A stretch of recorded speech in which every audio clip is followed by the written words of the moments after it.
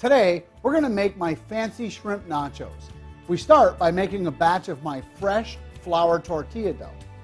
Roll them out and cook them on a 400-degree griddle. Set the tortillas aside to cool.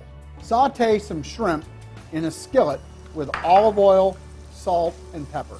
Place the tortilla on a baking sheet and top it with salsa.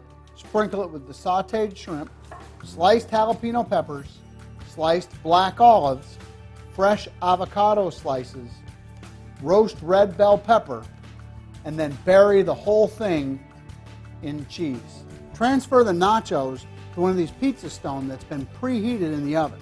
And then we're going to bake in a 400-degree oven with convection blower on until it turns golden brown and gorgeous.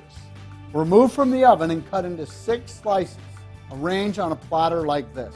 Drizzle with fresh sour cream. Sprinkle with fresh chopped cilantro. We got a little cerveza. We got some salsa, guacamole. Don't forget the hot sauce.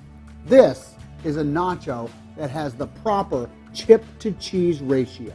I'm Peter Harmon, the food guru.